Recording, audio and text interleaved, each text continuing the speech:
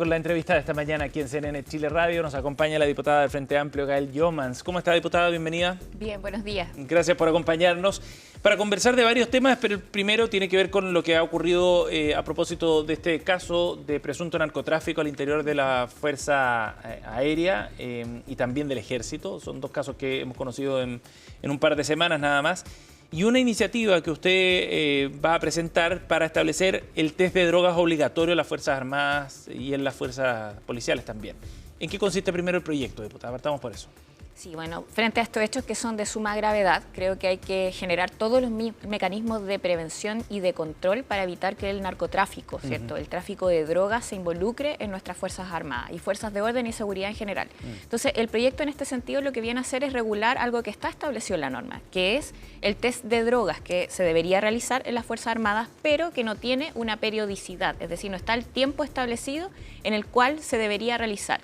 Y por lo tanto tenemos un hecho bien concreto. Entre el año 2015 y el 2019, por ejemplo, en el personal de la PDI se realizaron solo 847 test de drogas. ¿En la PDI? En la PDI. Ajá. Y estamos hablando de un total de 12.000 aproximadamente funcionarios en el año 2019 que tenía la institución. Entonces, O sea, más o menos 200 test al año. Exacto.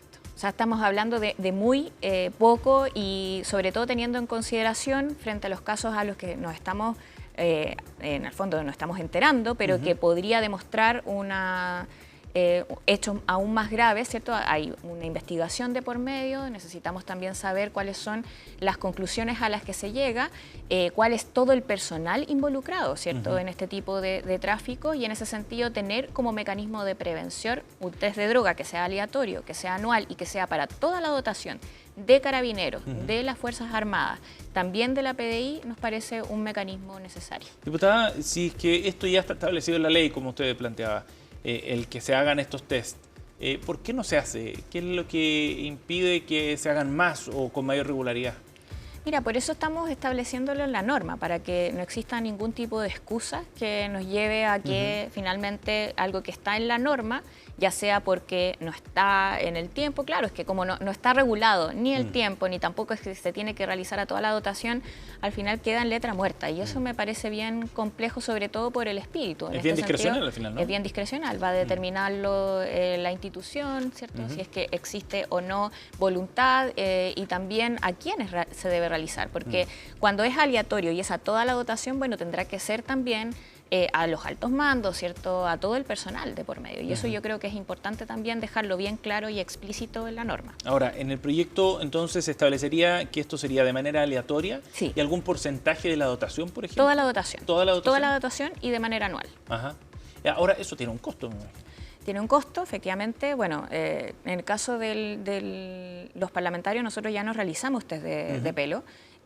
También sale de manera aleatoria y eso ha ido también ya llevándose a cabo. Yo creo que ha sido también algo importante de demostrar, ¿cierto?, por transparencia que cuál es el grado, al menos en el caso nuestro, yo me lo realicé de hecho la semana pasada, o sea, sí va de manera aleatoria tocándole a cualquier parlamentario y lo tenemos que realizar. Entonces, en ese sentido, yo creo que hay que priorizar, efectivamente. Y yo pienso que en el caso de el personal que está más cercano, ¿cierto?, a cualquier tipo de investigación a redes de narcotráfico, se debe priorizar la realización de test de droga como un mecanismo de control por parte del Estado. ¿O por zona geográfica, por ejemplo? Porque los del norte están mucho más involucrados o hay más posibilidad de que estén involucrados a diferencia de otras regiones, ¿no? O sea, en el caso de Carabineros y de la PDI es en todo el país en donde se tienen que realizar.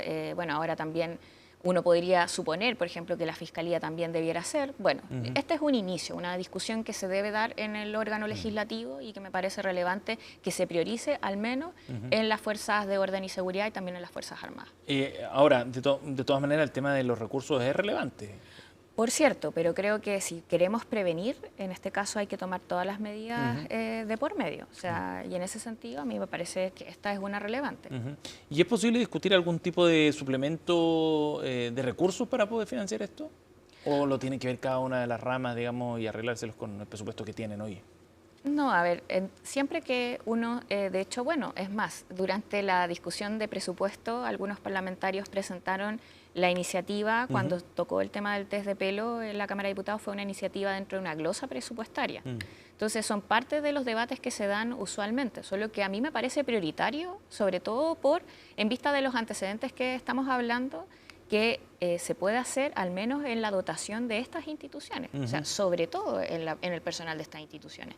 Ahora, no es la única medida, y yo creo que es importante también decirlo. También es necesario el levantamiento del secreto bancario, que ha estado durante mucho tiempo frenado en el Senado y que podría tener mayores facultades, en ese caso la UAF, para poder también acceder a información necesaria para saber la ruta del dinero que hay detrás. Yo ahí no veo y no entiendo cuál es la justificación para retrasar aún más una medida tan necesaria como esa, ¿cierto? Sobre todo teniendo en consideración, por ejemplo, que el levantamiento del secreto bancario y también la posibilidad de agilizar su trámite, sobre todo porque de eso estamos hablando, en el caso del Servicio de Impuestos Internos ahora le ha entregado mayores facultades, mayores herramientas. Podría ser lo mismo en el caso de la unidad de análisis financiero y eso nos permitiría, por ejemplo, que frente al tráfico de drogas, poder contar con más herramientas. Claro, porque en este caso, al llevar adelante un test de drogas, se está persiguiendo un eventual consumo, ¿no? Dentro de las Fuerzas Armadas.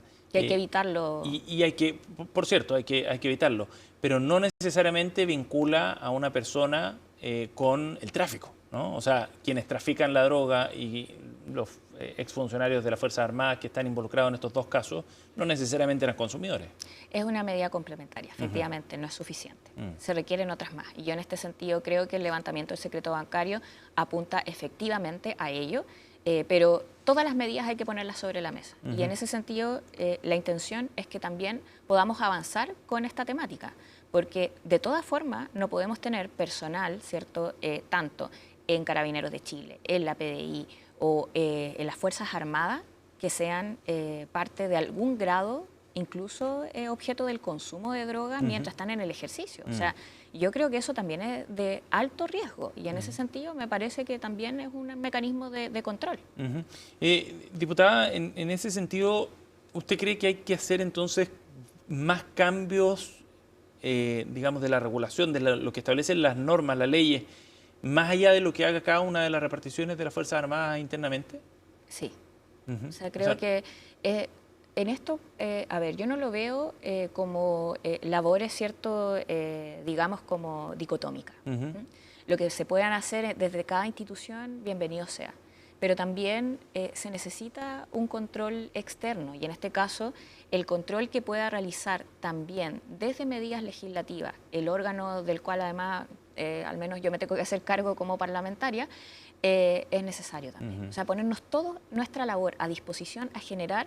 Yo, de hecho, es más, creo que sería importante que se pueda generar un fast track legislativo en donde se pueda priorizar mecanismos de control y de fiscalización hacia las fuerzas de orden y seguridad y hacia las Fuerzas Armadas. ¿A las Fuerzas Armadas? Por cierto, hay normativa en donde también durante este tiempo hemos visto una discusión pública que me parece muy dañina respecto a la investigación que se puede realizar. O sea, el saber si es que es competente Fiscalía Militar o tribunales ordinarios, a mí me parece que es una discusión que no debiera haberse llevado a cabo. O sea, fue un error. O sea, a mí me la manera en la que parece... se manejó el tema. Por cierto, o sea, debía sí o sí haber ido a justicia común y no haber sido parte de una discusión pública. O sea, esto no es parte de una discusión pública. Y para eso, si hay que presentar proyectos de ley para dejarlo totalmente explícito, bueno, entonces estudiémoslo dentro del órgano legislativo. ¿Y no fue un error la manera en la que el gobierno manejó el tema también, sobre todo por esta instrucción que habría dado el presidente a traspasar los antecedentes al Ministerio Público?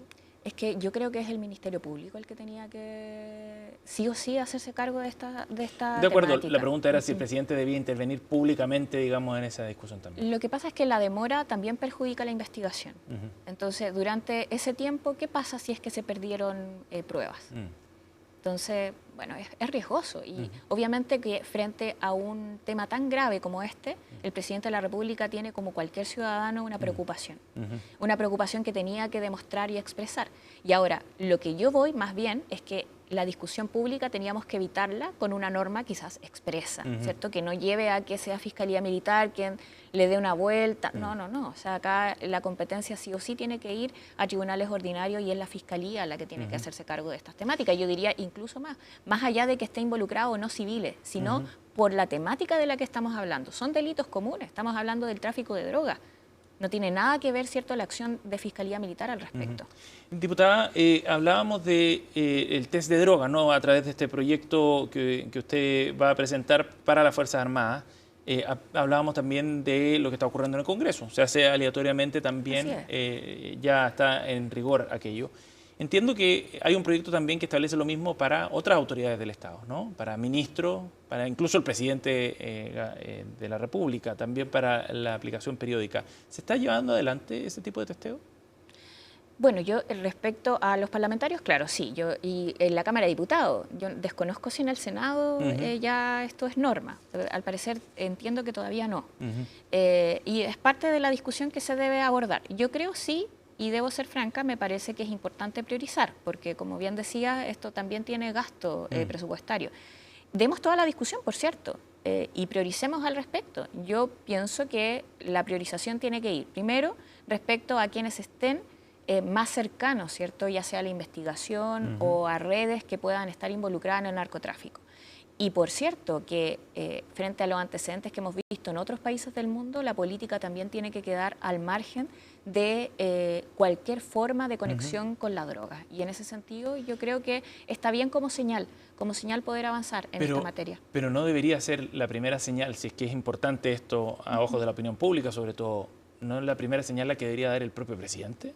El presidente, de todas formas, se hizo un test de pelo un test de droga cuando era candidato y lo mostró, ¿cierto? Pero ahora en condición de presidente. Claro, yo veo que yo no creo que él tenga problemas con ello. Más bien es la ¿Pero usted normativa. sabe si se lo ha hecho? No, la verdad es que lo desconozco.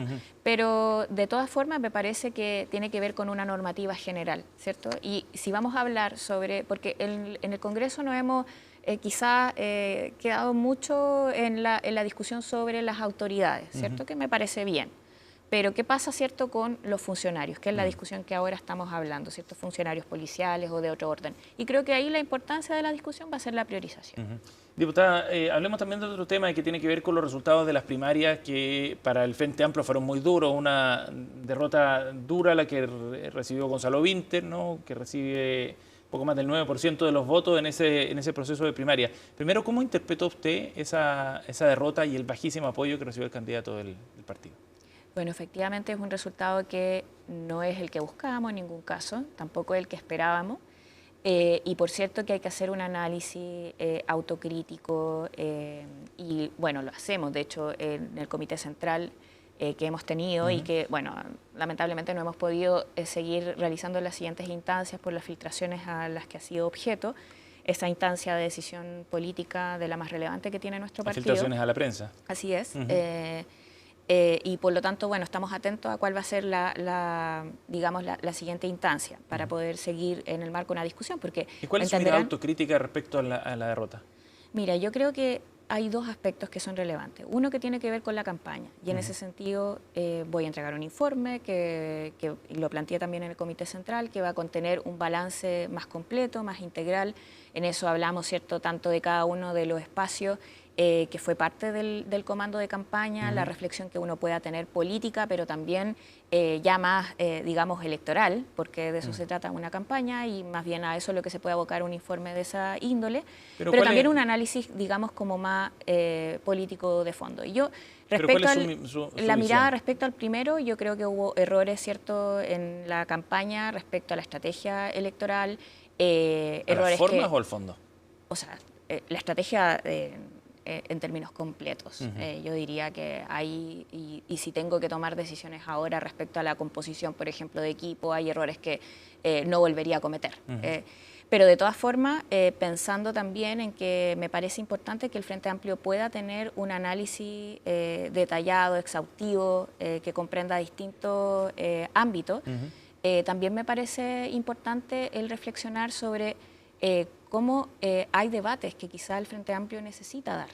Y que ¿De qué tipo? Por ejemplo, yo creo que la reflexión, que no era el espacio, no era la instancia, la discusión sobre la primaria, el dar una reflexión, ¿cierto?, sobre los 30 años y el cambio o la posición, la mirada distinta que ha tenido el Frente Amplio ahora.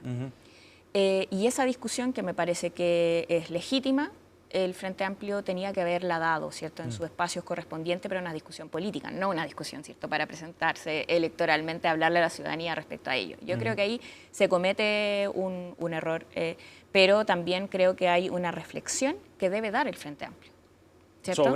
Sobre su posición respecto a los 30 años, respecto al rol que juega en el gobierno, respecto a errores que se han cometido durante el gobierno. ¿Fue un error el tono más impugnador de la campaña?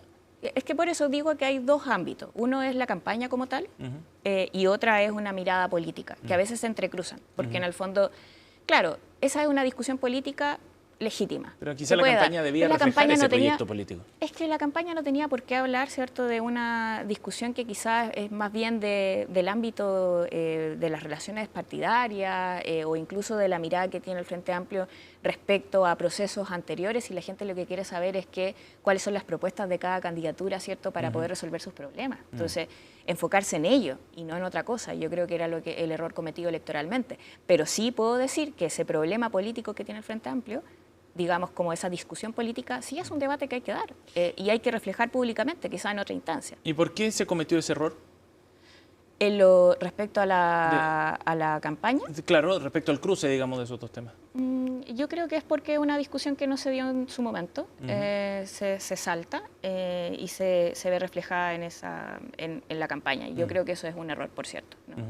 ¿Y fue un error también la definición del candidato, la forma en la que se llevó adelante la definición del candidato? Porque eso incide de alguna manera también en la propuesta, ¿no? Y esta fue una nominación, la de Gonzalo Vinter, un poco a tirabuzón ante la negativa de Tomás Bodanovich.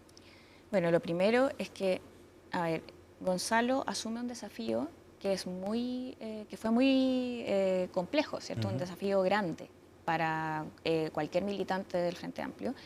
Y nosotros, y quiero también plantearlo desde ahí, reconozco su valentía, reconozco el haber dado un paso al frente como un valor para cualquier persona. Entonces, en ese sentido, yo sigo reconociendo en ello y en el acto que toma Gonzalo un valor sobre todo a ponerse a disposición de lo colectivo, que quizás no tomaron otro. Que quizás se tomó, yo diría que ahí hay una responsabilidad colectiva, la asume también la dirección, la asume el Comité Central y yo como miembro también asumo esa responsabilidad. ¿Se improvisó en este tema? Y yo creo que fue tardío. Yo creo que fue tardío, de hecho, es más, el Frente Amplio con anterioridad nunca había tomado una definición tan tarde respecto a su candidatura presidencial.